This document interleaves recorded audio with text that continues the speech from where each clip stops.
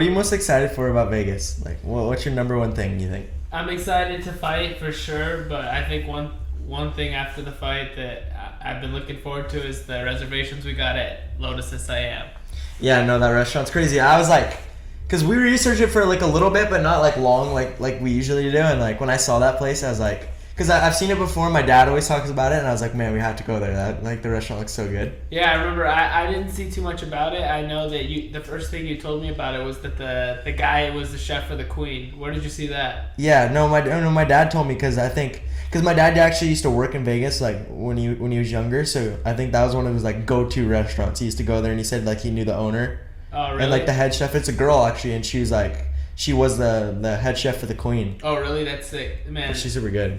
Yeah, no, man. Tim Mano knows everybody. I know, man. It's cool food. Like it's Thai food. Like it's gonna be sick. Yeah, dude. I was looking at the menu before we started today, and dude, some of the stuff on there was the like crispy duck and crispy rice, and it looked super. Some like good. pad thai or something. Oh no, it was the fried rice. Oh yeah. That's what looked good with the add-ons. Yeah, one thing that was cool is they had like the family style menu where you get like huge portions for the whole table to share. I like really getting good. that. And After then the fights will be cool. Yeah, because we have to watch UFC fights, but we're going to the dinner Friday. Yeah, I'm hyped. How are you feeling ready to compete this week? I'm ready. You know, my division's good because like I have the kid that beat me in the open class at Worlds. You know, I won my division, but he beat me in the finals in the open class. You know, no excuses, but like. I'm ready to fight him again, and I wanna prove myself, and I wanna go out there and win. And I'm competing with my teammate Felipe. Nice. Felipe Aguilar, shout out. He's in my division. We're gonna win this.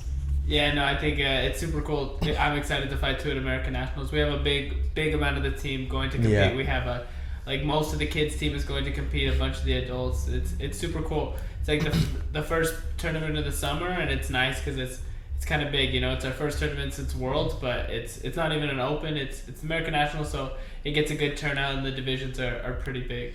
I like it when the kids get to compete. You know, like it's more of it's a better vibe because like we have all the kids watching us, and they're always there, and then they get to cheer us on, and then we get to coach them. I think it's just cool, you know. Yeah, I think one of the coolest things is having the kids right there coaching. I remember last year at American Nationals, we had a bunch of the kids coaching us and cheering for us, and it's super cool for them to get to see us compete, you know, because we coach them every day, and you know, obviously they respect us, but for them to get to see us compete, I think it's really cool for them. I think when we were kids, it was really special that we got to see, you know, Professor Guy and Hoffa compete. Yeah. What was one of your favorite moments getting to watch them compete? Oh no, definitely was it what was Hoffa's last year at Worlds? 2016? Yeah, 2016. 2016 when Hoffa won Worlds, we were all down there with our shirts off in the stands, swinging our shirts off after Hoffa won. Yeah. And it was like, man, those days as kids, it was super fun. I remember we went right before the match was over and we knew he was gonna win. Like everyone's like taking their shirts off and the kids are jumping up and down, and those were some of the coolest times as a kid, you know. We were so fortunate to have like someone like Hoffa and Guy like leading us and like setting the way, and then being like super inspiring for us, because like as little kids, like we didn't know like anything about winning or like how big it was, but like seeing Hoffa win and like how hyped up we were, like it was so cool. Like I feel like it helped a lot. Yeah, no, I think for sure super inspirational, like seeing Hoffa get to win Worlds, and you know, seeing Professor Guy win Worlds in like 2014, and it was just super inspirational because they were coaching us at the time too. Yeah. You know, it's not like we didn't see them and they were only training. They were still coaching us in our classes, and we kind of just were kids, and we saw them as our professors, and we looked up to them as, you know, we knew that they were world champions, but to, you know, then go see like in the pyramid in front of all those people and all the crowds them win, it was super cool. How old were you then? Like 2016, I was like I was 12 then. You weren't on juvenile yet. You're no, I was maybe like a yellow belt or an orange belt then. Yeah, I was gray belt. But I remember even at that age, like that's when I was competing at the American Nationals as a kid, and it was super cool at those tournaments too, because I remember I would have like the younger colored belts coaching me at the tournaments. Like one of the first times that Tainan and Liam coached me at the tournament was there at American Nationals. I think it was 2016. It was like one of the first times they moved it from Long Beach to Vegas, and Tainan and Liam coached me, and it was super cool having them there. And you got to think like American Nationals was like it was a big tournament for us because like back in the day like there wasn't a lot of IBJJF tournaments for kids. Like now there's a lot more, and like those kids are super fortunate. But like I think we had Pans, American Nationals, maybe Long Beach Open, and like that's really it. There wasn't really any IBJJF tournaments. Like for American Nationals, like that was always huge, and being able to go there and win was like always a big accomplishment. Yeah, especially for us too. When we were kids, they had Pan Kids in California, close to us in Long Beach, and then they had like Kids International at the end of the year, also at the same venue in Long Beach. American Nationals was like the only time we really got to travel as kids, so I think it was super fun, right? Always like you would travel to Vegas and compete. Now it's super cool though that IBJJF has like opens for the kids. The kids, even in some of the opens that we compete as adults, they also have the kids tournaments. Like you're gonna do Austin, right? Yeah, I'm gonna do Austin, and then we're gonna both do Orlando. Yeah, so Austin's cool. Austin has the kids tournament, Austin Open, and then Orlando has 10 kids at the same time.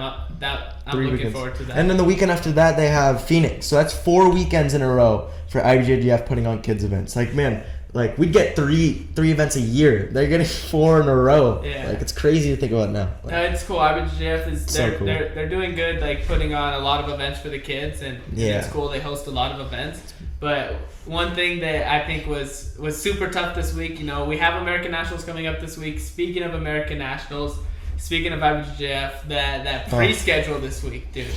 Man, like I don't understand what IBJJF does. Like I get like maybe they don't have enough information, but they should have like estimates because they've done these tournaments before. It's not like they've never done a tournament. They should have some sort of estimate and be able to tell when everyone's going to be competing. Because usually we always do fight on the same days. It's not like it changes a lot. Yeah. And like at least give us like something more. Don't say it's a 3-day tournament. There's Thursday, Friday, Saturday. Okay. Don't say I'm going to fight Thursday, Friday, Saturday. At least give me like 2 days.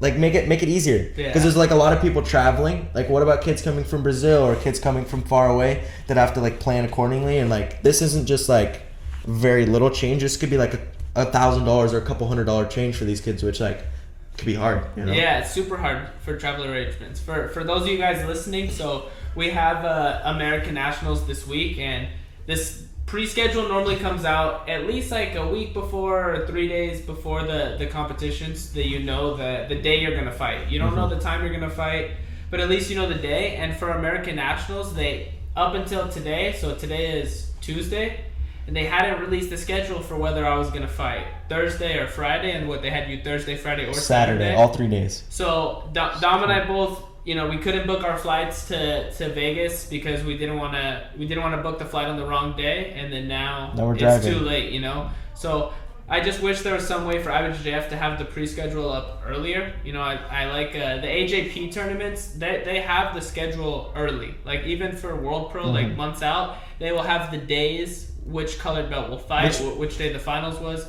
and it's weird because IBJJF like. The registration closes, so they know how many people will be in each belt. So it's really weird that they're not able to publish a better pre-schedule. I didn't think about it like that. Like it's not like the tournament's gonna fluctuate. Of course, like maybe there's gonna be a couple like people put in by the professor, but like nothing that will like sway the tournament. It's I think like at the most in a division, maybe it gets like plus or minus 5 people each division. People go up in weight or down.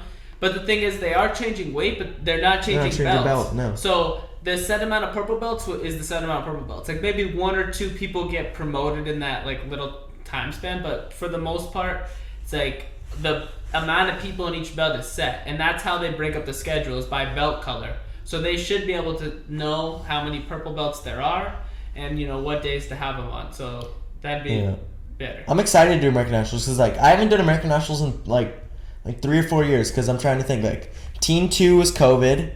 Team 3, I got my blue belt early, so I couldn't compete that year. Juvenile 1, I was on vacation, so I didn't do it. So I haven't done it since Teen 1. That was my last year doing American Nationals, and I won. That's crazy. That might have been the 2016 that I did when I it could have been. Oh, no, I actually remember that was a 2018. I was a green belt, and we have a picture together. You were like maybe orange belt or yellow belt. We'll put that on the screen. That was super cool. But I'm excited to compete American Nationals too. I competed last year. Last year I competed in both gi and no gi, and it was cool. I had a good time competing in the no gi, but this time I'm just gonna compete in the gi. I've been focusing on competing in the gi since Worlds, and we've been training a lot, just focused on the gi Yeah, we training, haven't done no gi. and we're trying to finish out the year doing a lot of the gi competitions. My goal is to finish off the year doing World Pro in November and big gi tournament, but I'm excited to fight. It's going to be super cool. The venue's always nice because it's it's a really big convention center, so it's a nice open area and it's cool. Yeah. Like one thing I feel like about Vegas is like a lot of people hate it, which like does have its pros and cons, but like for us, Vegas is it can be cool for us because like there's so much food in Vegas.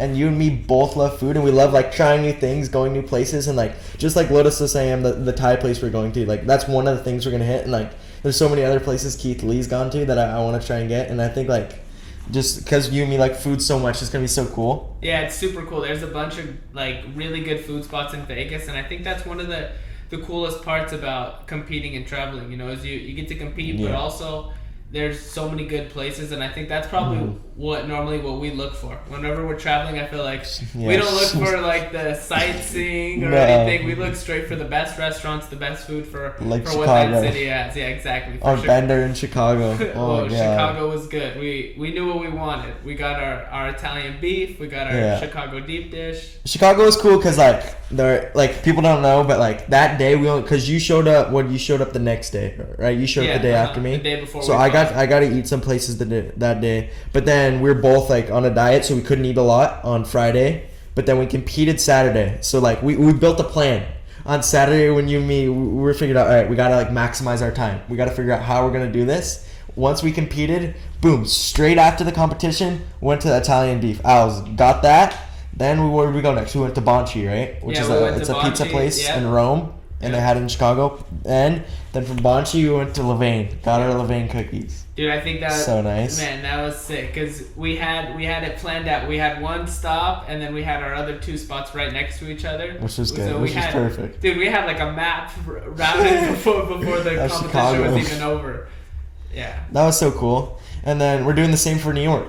Yeah, dude, New York. We have the trip in New York coming up in August, and the seminar. We're already starting to look at some of the good food spots in New York. We're looking forward to getting to compete, but man, we can't miss that opportunity. And the seminar is gonna be cool as well. Yeah, it's gonna be super cool. I think one of the things that we talked about in the last episode that I want to talk about a little bit more was just like what we like to do outside of jiu-jitsu, because I think like most of our week is focused around training, right? Like Monday through Saturday, we teach every day, and then Monday through Friday we train. So during the week we don't have time to really do anything else. So I think one thing that happens is we start to look at a lot of food stuff, you know. And one thing we like to do on the weekends is we both like to cook. Always. What about that Michelin star meal we did from the that was like it was like jaw dropping to think like someone could create a recipe like that just like balances so well and all the flavors matched up like and like how technical that recipe was and how much time it took us all day because I started prepping in the morning and then we went all day long until it was made at night. But like there's other recipes in the French Laundry cookbook that take like a week. Like you need to do things in order. Yeah, like dude. That place is like some of the recipes you have to make like homemade chicken stock and have stuff sitting in the fridge. What Dom and I are referring to here is we made a recipe from the French Laundry cookbook. The French Laundry is one of the most famous Michelin star restaurants, and we made a recipe. We had it all planned out the night before. We went shopping for all of our ingredients pretty much the night before. And right in the morning, we got to work. So what we made, we'll put it on screen for you guys, but try to describe it for we made so we made like a soft shell crab dish. So the sauce was like, I want to say like it was kind of like a tartar sauce, but like I don't even know how to describe it. It was like an elevated tartar sauce. That's the closest I can get to describing that thing. It was and then a brioche, and then what was it? It was a confit tomato. Yeah. A confit tomato, a soft shell crab.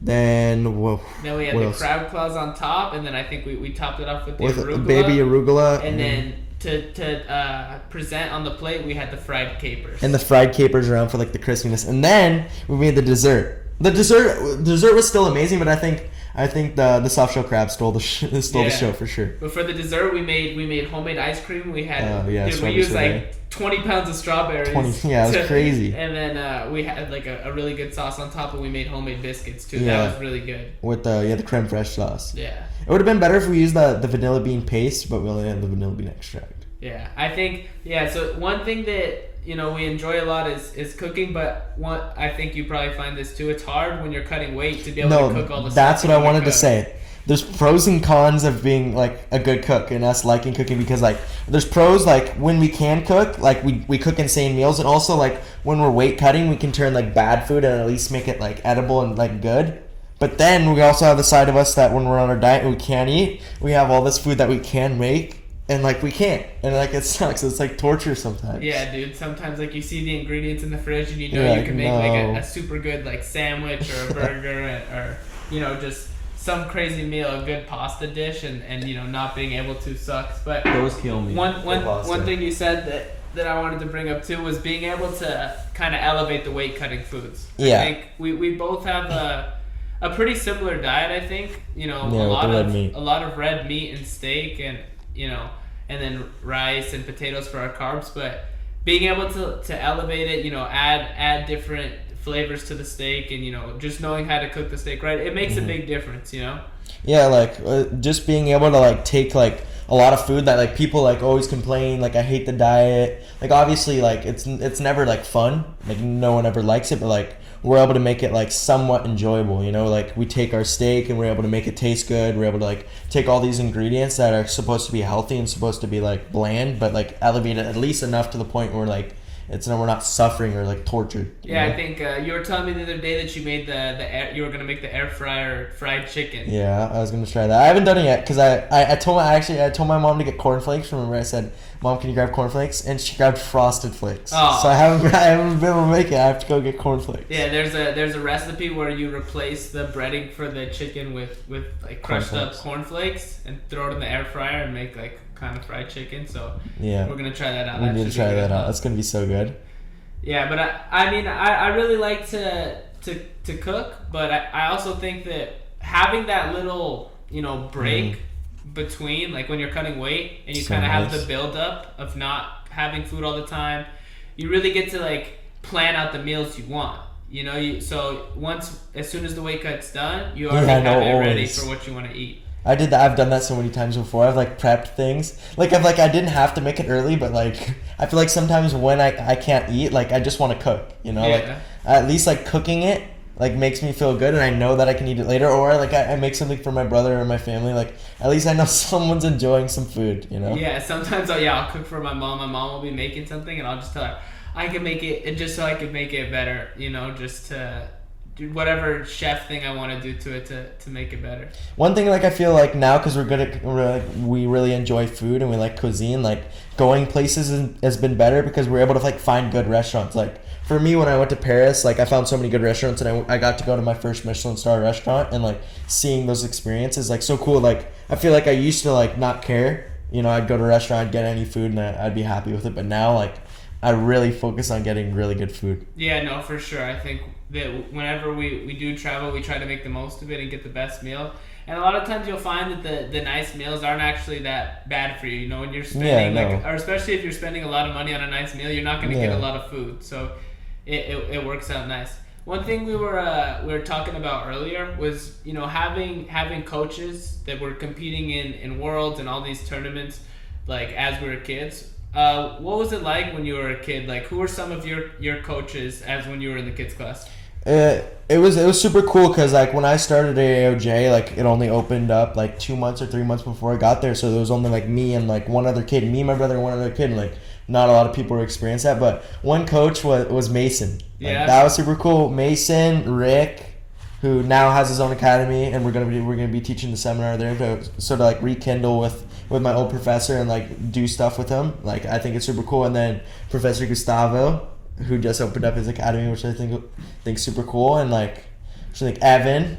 Yeah. Evan. He now has an academy with Ian, and Ian was also there in Hawaii. Yeah, I think it's super cool for those of you guys listening. The first person you said was Mason, and I think it's really People cool. don't know, Mason yeah. was actually my first coach at AOJ, along with Professor Rick, and now Mason he doesn't train. He's our head creative director at AOJ. He runs like all the stuff for the media.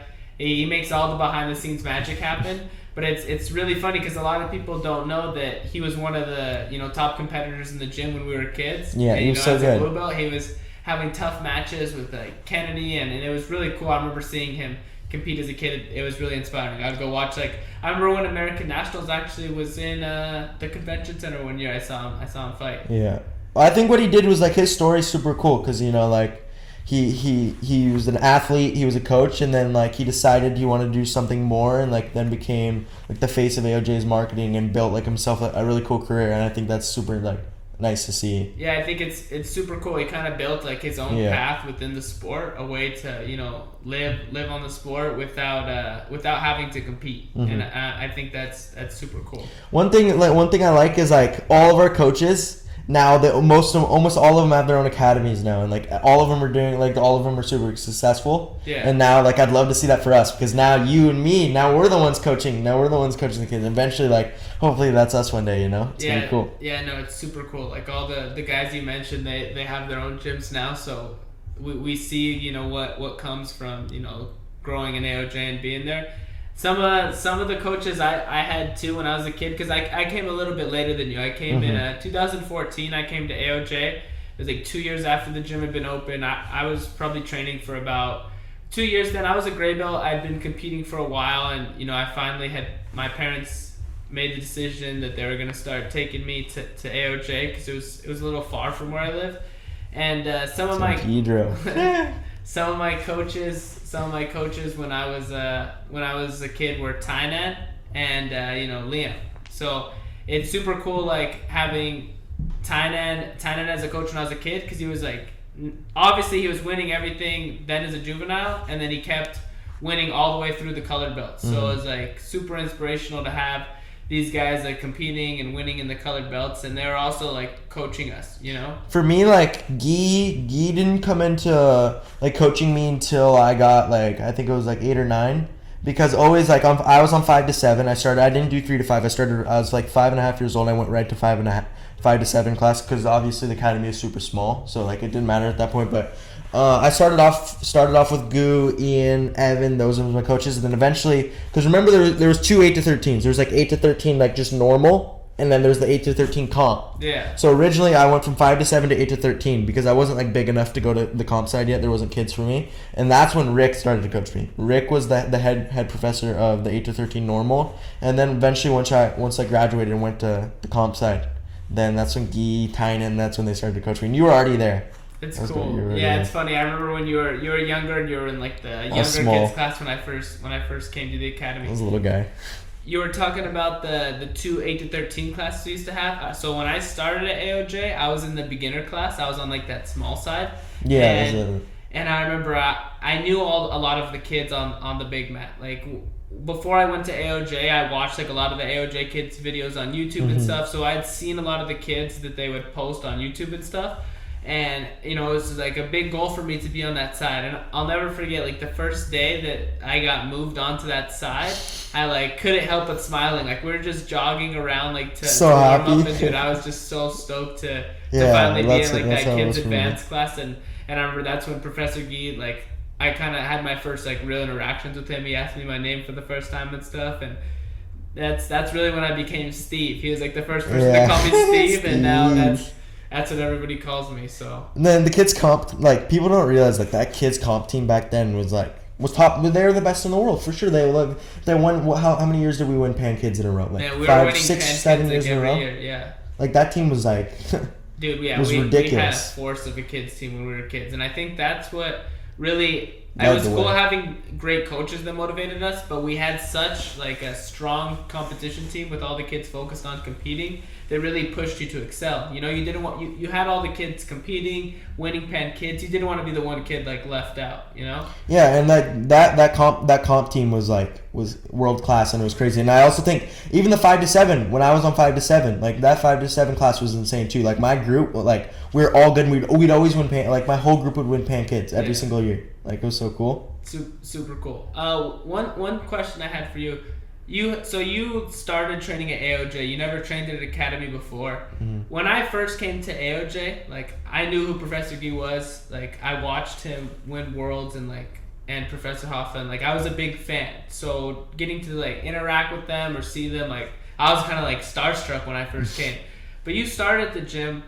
When did you realize like how big they were? Like they're like, when did that set in that they were like the world champion stars that they are? Yeah, so obviously when I showed up to AOJ, I've never trained a day in my life, and I didn't know anything, and I grew and I got good at training, but like I think like eventually the first time I went to a competition and saw them compete was Pans back when I was at UCI, and when I went to go to Pans and saw like Hoffa and Guy win at Pans, like that's when I started to realize like oh my god, my professors are the best in the world. And they at the time they weren't even like coaching me, because remember I didn't get on till he wasn't coaching me until I got to the 8 to 13, but still like I knew. And I remember one time Guy came to the 5 to 7 to just like check it out, do like see how the kids are doing, and like that's when it like set in. Like I saw the black belt, and I knew, and it's like, oh, like man, that's the guy that just won Pans. I just remember like trying my best that day, trying to show off. But like I think it started to kick in once my dad started taking me to like Pans and Worlds, and I got to see them compete. That's when I realized like how big it was. And then once I got to the 8 to 13 comp side, then like obviously our relationship grew, and then from there it's gone up. Super cool. I think that's so cool for you, to just start at AOJ. Like you're so lucky. So I'm sure so many people like would just love to start at AOJ and or just be able to move to AOJ. We have so many people that we train with that move to AOJ or come to visit to just train with us, and the fact that you get to start and train is just one of the cool blessings. Just one of the blessings of getting to grow up in Newport Beach. We're gonna have so many of those now in the next generation, like the infamous 5 to 7 level 3. Like there's just think how many a lot of them, a good majority of them are homegrown, right? Like I don't know, you'd know. Yeah, no, that the current generation we have of kids, like man, most of those kids started at AOJ. We have a bunch of kids that started in the 3 to 5 year old program, so they've been training jiu-jitsu since they were like 2-3 years old, and I started when I was 6. How old were you when you started? 5.5, so basically. So like we were like 5-6 years old starting, and obviously it helped us a lot getting to start as kids. But these kids are starting like some of them 2.5, 3 years old. Ace Mendez. And man, they're already training hard, doing like real jiu-jitsu, doing hard sparring. By the time that they're juveniles, it's going to be insane. But yeah, we have a lot of homegrown kids in the program, and that 5 to 7 class, like I think it's just starting to show now. We had the Jiu-Jitsu World League competition this past weekend. We did great. And the kids, AOJ got first place in that. We had what was the last competition for the kids that we had? Houston. Oh yeah, we just had Houston, which we did really good. And we had a bunch of kids compete at the Houston. Now we have American Kids Nationals and then Kids Pans, which I'm excited for. Yeah, so two big tournaments for the kids coming up. So we talked about we have 4 weekends for kids competing this month, but we have 2 big tournaments. We have the American Nationals and the Pan Kids. Just think like Ace Mendez. Let's take Ace for example. Like Ace is like. He started at 2.5 years old. Started so young, and like now he's like 5, but like he enjoys it so much. And I've seen him like train like 3-4 hours a day as like a 5-year-old and enjoy it. You know, like think like, oh man, if I trained at like if I was like 4 years old training 3 hours, like I would have hated it. I would have burnt out so quick. But like Ace is like doing so good and he loves it so much, and to see him like thrive, it's crazy. And just think like his whole generation, there's so many kids in his group that are going to be like eventually black belt world champions one day. Yeah, it's crazy. Like that's a good point. It's like when I was a kid, dude, I did not want to train like 3 hours a day. We would train a 1 hour 30-minute class at night, and I was burnt after that. I did 2 hours, yeah, because remember I was in the 5 to 7. Yeah. I was toasted. It's like, man, after that I was done. Now you have these kids that will do like a private lesson for 1 hour, mostly sparring. They'll do like a group training private lesson with like 2-3 other kids their size, and then they'll spar hard for 1 hour. Then they'll do 2 classes after that, and it's like they're loving like every minute of that, and I think that's what's contributing to this next generation's level being so high. And I've seen some of them do like they do a private in the morning. They go to school or something. They have they just hang out at home, and then they come back before training, do another hour private, and then train 2 hours. But like one thing I think makes it better for the kids is like that we have so many kids now at AOJ, and they're all like super good friends. So like it's like they're not training on their own. At least they have their friends with them. So like it makes it more fun. And it makes it better. Yeah, I think that's one thing that we can really like relate to now is like. You and I both are like friends. But whenever we're able to train together, like we spar hard, and I feel like it almost makes it better because we know that there's gonna be no hard feelings, and we can really like go with as much energy as we want. Use as much strength, and we know that there's no hard feelings. Yeah, no, it's super important to have people like that and like friends and like people that like you can train super hard with and like try and kill each other in the sparring, but like. Once you guys stop sparring, you guys help each other and you help build like your game. Because like I know like you and me when we spar, obviously both of us want to win, But like once that sparring ends, we both like help each other out and try and figure out what we did wrong and like how to beat each other almost. Yeah, and I think it's good, when we have to tell each other like, oh, if you messed up on this, like you're not gonna keep making the same mistake on me, right? Or I'm not gonna keep making the same mistake on you, and it just forces us to improve it at such a fast rate. What are the kids classes you teach? Let's talk a little bit about which programs we teach in the academy. So when I started coaching 5 to 7, and I was on 5 to 7 level 2 helping Jess out. But then the 3 to 5 program was growing a lot, and it was just Zach and Sophia. They only had 2 coaches over there, so I switched, and it was me, Zach, and Sophia teaching the 3 to 5 program. Now, and then eventually Shelby came along, and then Zach and Shelby moved away. So now I'm like me and Sophia are the head instructors of 3 to 5. So I help run the 3 to 5 program at AOJ, which is like it's cool. I've seen it take off, and I've seen it start with like maybe 3 kids a day to go to like 25 kids a day. And now we have 3 separate levels. We have a level 1, 2, 3, and see kids go from level 1 to level 3. And like I have so many kids over there that I help with the advanced side, and I run that program. And like to see some like 4-year-olds that are doing like crazy techniques at that age I didn't even know how to do jiu-jitsu. It's like it's cool. Yeah. I teach the kids 5 to 7 program at AOJ, so I get to see when your kids hit that age 5 and they start to move over to my mat, and I see some of the kids coming at 5 years old already been training for 3 years, and they're just super super good, man, and I can tell that they're just they're training hard over there on the 3 to 5 year old mat, and it's like it's really cool that they can have 3 separate levels. Like so that level 3 is like actual hard sparring for those 3 to 5 year olds. It's really cool that there's that many kids, but 2 that the kids are working that hard to be able to be in their own level 3 group. Yeah, we have one kid. Like so we have some of the names like Henry, which is Melo's little brother. Mello's like Melo Ruza Menace. Like who's like ridiculous. If you guys ever seen her on AOJ Plus, it's like AOJ. She's like a phenom. Future. A phenom. Like her little brother Henry's like he's tiny. He's like 25 pounds. We have other kids that are like 50, 60 pounds, but he doesn't care. He goes for it, and he's able to beat a lot of those kids. And then we have this kid Phoenix, like who's like 5, maybe 6, but I'm pretty sure he's 5. That's like 5 years old, and he's doing like alligator rolls passing people's guards. And he trains like every day, 2 classes a day, 2 hours a day as a 5-year-old, like training super hard, sparring, doing all the techniques. Like it's crazy. Like it's like almost hard for me to comprehend as a coach. Like I'm getting to train this 5-year-old. That's so good. Yeah, dude. I think it's really cool, right? When you as a coach and you realize like, wow, this kid is special. This kid's really good. They have a future competing. It's special, as you have to know like the importance you have as a coach and how special it is to have a kid that's really good, and you can't just let that let them fly in the wind. You have to make sure that you're being you're giving as much effort as they are. One thing that I saw on Instagram when I was scrolling through this week was ADCC booked the T-Mobile Arena for 2024. Yeah, that's Did you see that? Massive. Dude. T-Mobile Arena is huge, and that's like professional sports teams playing there, you know. Yeah, it's the home of the Golden Knights, and it's the official place for UFC.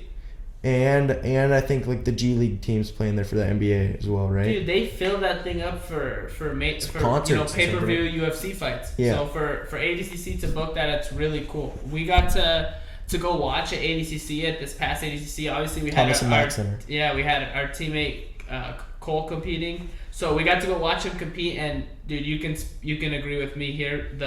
The crowd there was crazy. Wild. You've never seen anything like that in the jiu-jitsu community. That was like the first time we saw something where the crowd was so active. Yeah, that was for sure the biggest crowd I've seen for a jiu-jitsu tournament by far. ADCC's promoting of the event and the production they were able to do was amazing. So the fact that they're able to secure this T-Mobile Arena, you know, I totally believe that they're going to be able to fill it up, and it's going to be even better than the last one, and for sure it's just going to be the next greatest jiu-jitsu event. So what ADCC is doing with their production level, it's amazing. I think like if everything goes right, we'll be able to have like multiple competitors there, because like last year we only had Cole, but I think this year we'll have Cole, we'll have Pato, hopefully Jessa, and I think we can get a couple more. Like maybe Zach's gonna have a chance for sure. Yeah. Who else would you think?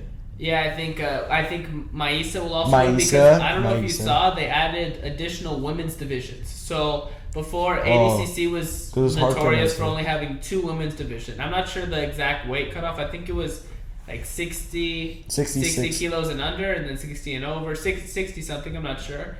But it's heavy for the girls. It's like 130 and under, or 130 and over. So for the roosterweight girls that fight at like 110 pounds. No, 145. Right? Oh, so it's 145 and under. So for the roosterweight girls that fight normally at, you know, under 110 pounds, it's too big of a jump. But now there's a lighter weight division that's going to be better for those roosterweight girls. So I think we're going to see, you know, Maisa and Jessa able to, you know, fight girls closer to their size and really be able to put up, you know, good runs and probably go for that gold medal. Yeah, that tournament's gonna be crazy. Like the T-Mobile Arena, just like having that venue alone is just like, it's like jaw dropping. And then I think like it's cool because AOJ is like, we only have one academy, you know, and we're gonna have like, we could possibly have like 6 athletes there. Like think about that, just one academy with like 6 athletes at one of the biggest no-gi event in the world. Yeah, I think like probably the only other people doing that is like the Danaher's team. You know, they had, but I don't even think they had that many. They had maybe like Bodani. They had Bodani. They had Gordon Ryan. They had,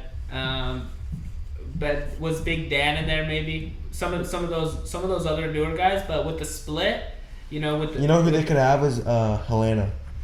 She'd probably be in there. Yeah, no, she's been tearing it up at the HCC Opens, and like I see her fighting the black belt girls and doing really good. So there's a good chance that she makes it. I think it's cool that they're doing it at Vegas again, because I don't know, like Vegas just has that vibe during fight week. Like you're amped.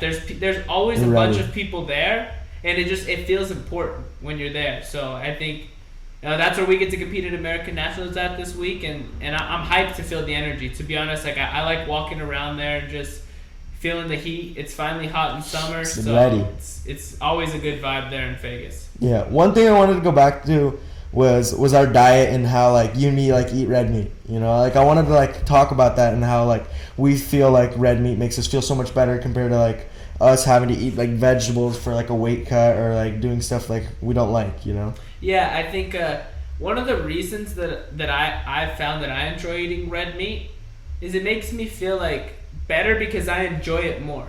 I think that one thing that sucks when you're cutting weight is when you don't enjoy the food you're liking. Like I like chicken, I like fish, I like steak, but I feel like a lot of times if I'm forced to eat chicken or I'm forced to eat the fish, I won't enjoy it as much.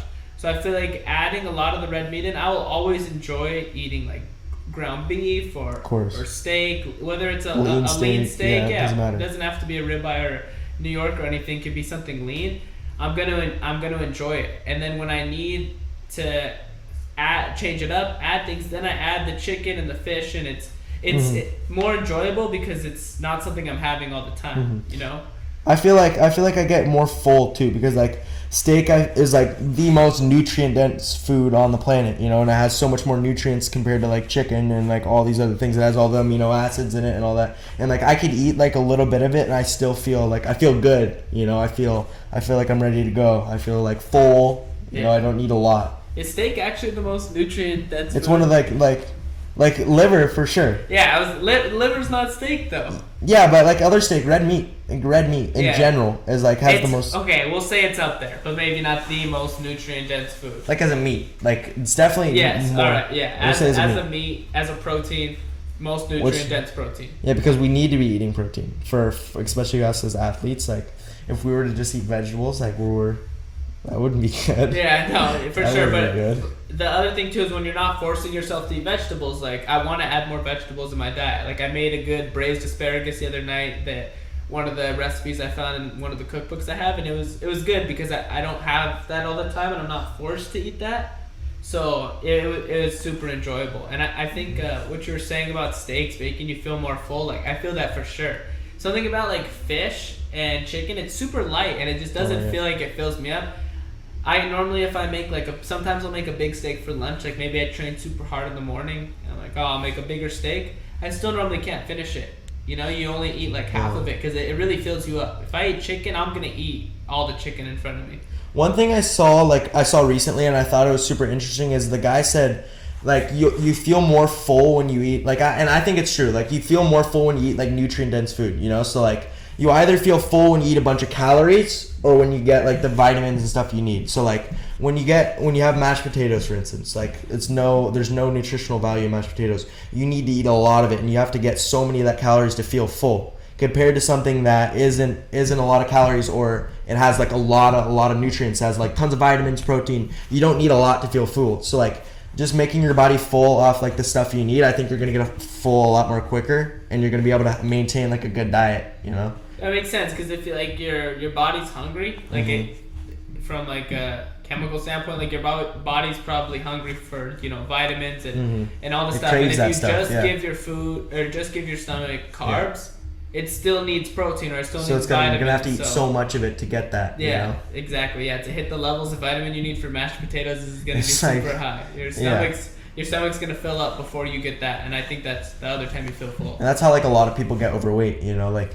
they're not eating the foods they should be. So, and they're eating like all this food that isn't good for them and has no nutritional value. So they eat so much of it, and then they get full and they gain nothing, but all they got was fat, you know. So I think it's cool that we eat healthy, and we're able to maintain like top like level physiques and like be able to train at a high level. Yeah, I think even when we cook and we do have our bad meals, like we try to make it with the best quality stuff, right? Like one thing I think you've taught me a lot of stuff about this is just trying to make like substitutions that not are better calories but better for your health, you know, like substituting ghee for seed oils and stuff like that. Yeah, because like of course the seed oils, like people don't realize like how bad those are for you, but like, and like if you really like look into it, you'll see that seed oils are everywhere. Like you can get like even in like B12 gummies from the store, they have like some sort of canola oil in it. Like people don't even know. Yeah, dude. Ever since you've made me aware of that, and I've looked into it more myself, and I started looking at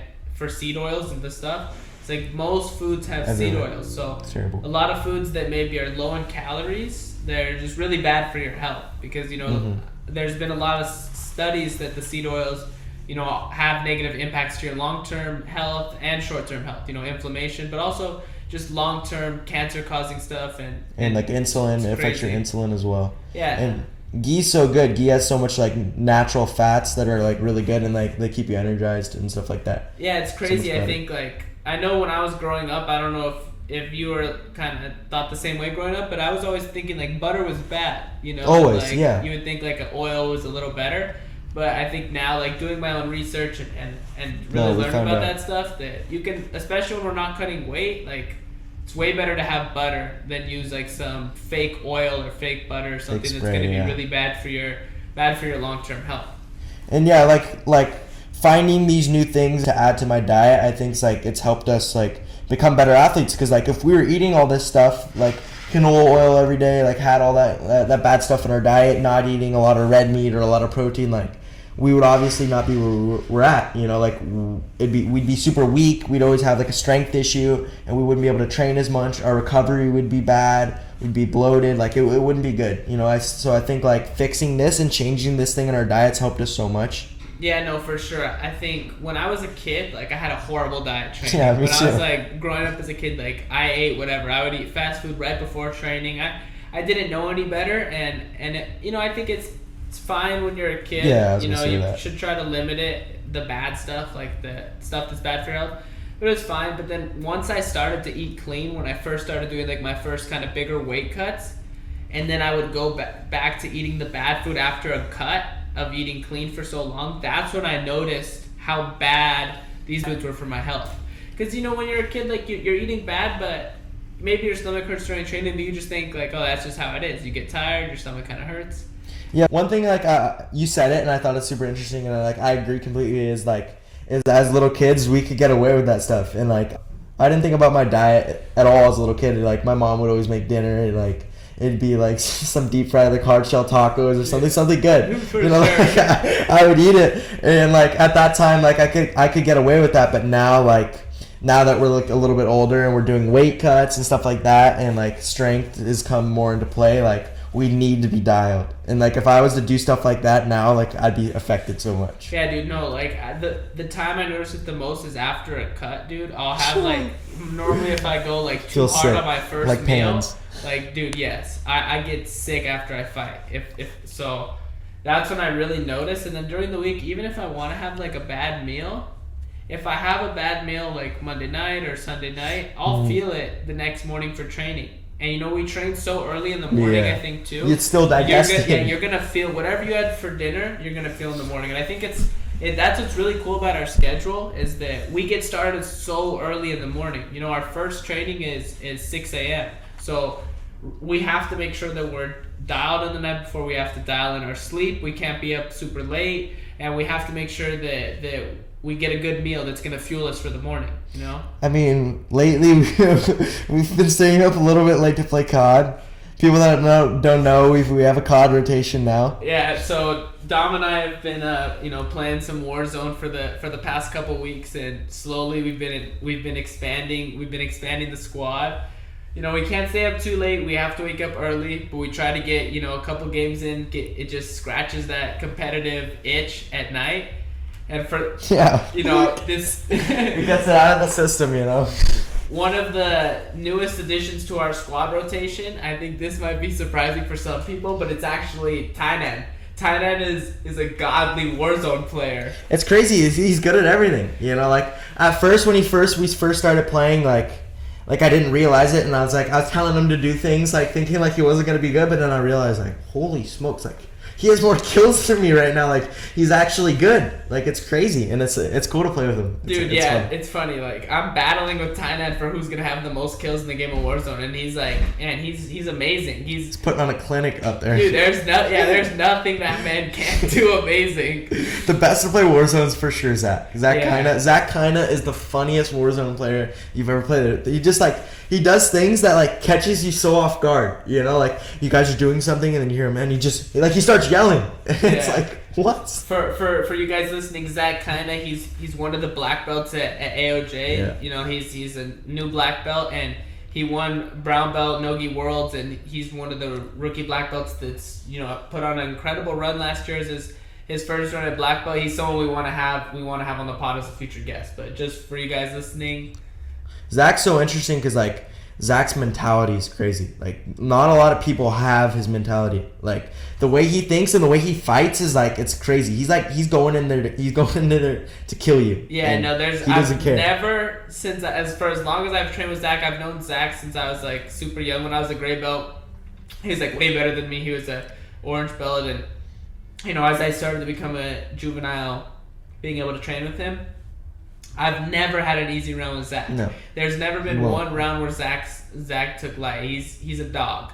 Yeah, like he won't give you an inch of space. And like what's cool is like it doesn't matter how big the guy is fighting. If you give Zach an inch of space, you make one mistake, he's got you. He's capitalizing on that, and he's going. He doesn't care. Yeah. He's gonna beat you. That's the thing is I see Zach spar with Zach's a light featherweight, and I see him spar with the lightweights in the gym, the middleweights, medium heavyweights, and he messes them up. I don't see him, thinking anything up, and he goes hard no matter what. Doesn't matter who you put in front of him. He's going for it. Yeah, same way in COD. Yeah, dude. He's going for it. Man, yeah, in COD, Zach.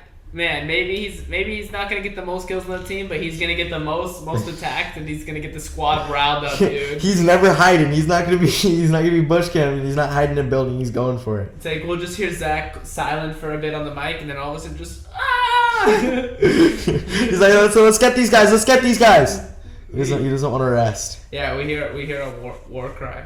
There's so many killers in our training room. It's so cool. Yeah, dude. I think training at AOJ, that's probably one of the coolest things about our training room, is how many just amazing athletes there are. Mm-hmm. Like we have Tainan, we have John, we have Zach, we have Cole, we have Pato, all these guys that are either Taliesin when he's here. Yeah, dude. Black belt world champions or black belt world champion medalists. Gustavo. Man, there's an infinite number of people of any weight in the room to train with.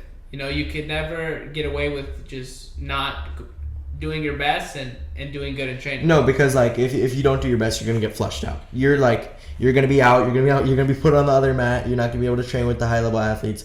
He's not gonna give you attention. The second you start slacking off and you start not putting in the effort that you should be, you're gone. Yeah, no, for sure. I think you have to show up every day, because one thing I think I've learned training is it might not be your day. You might be feeling like you're sore, you're tired, but your training partner, it's probably their day. So if you go into training just kind of like, I'm tired today, I'm gonna go lighter, and you get put with a Pato or a Zach, someone like that, and you're gonna get smashed like that. So you have to go in there fighting 100 every day.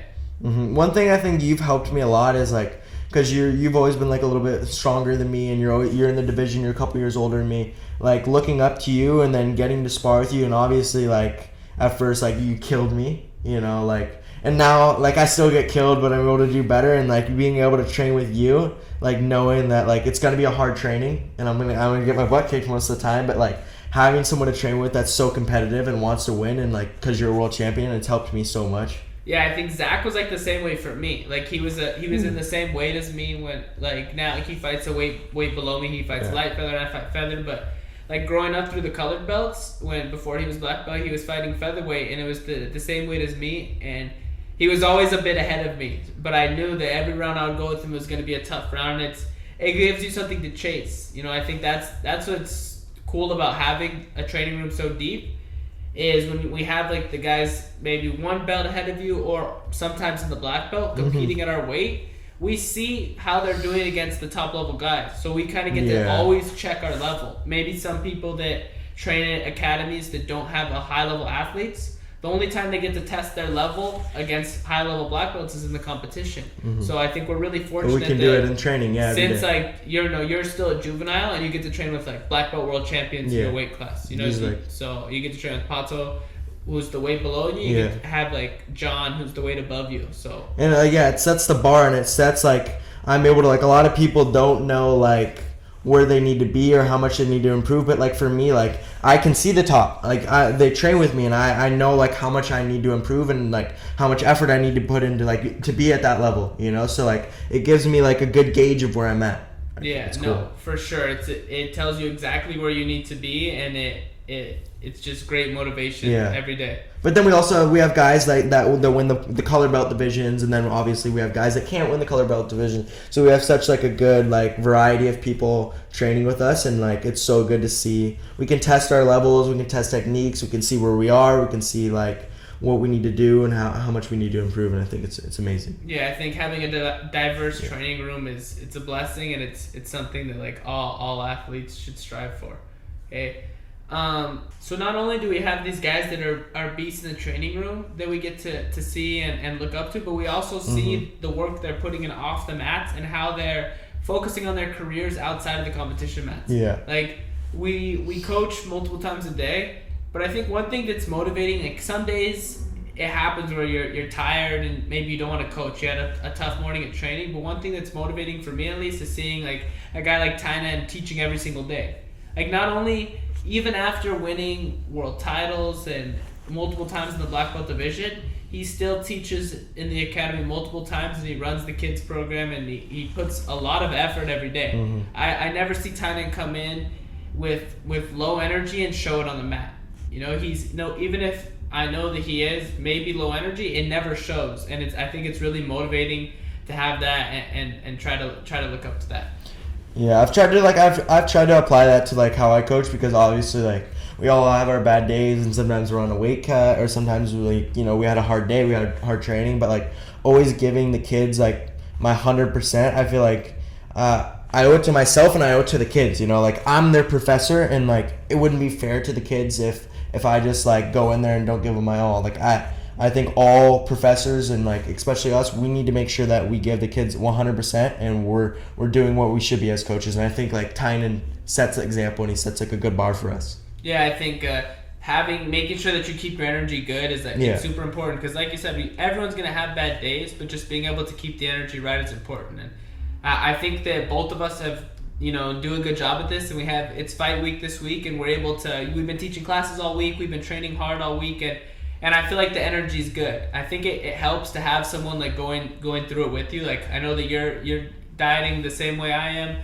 We're both focused on the competition, like we have those pre-competition feelings, but getting to have a friend that's like going through the same stuff, it makes it easier. It makes you feel better. Yeah, we just gotta keep this energy all the way to the competition and then go out the competition and win. I think we're gonna do it. Yeah, so we have American Nationals this week. By the time that this episode drops, we'll probably have already competed, so you guys will see how we did. But no, we're really looking forward to compete and keeping this energy up for fight week. Ready to win. Let's do it.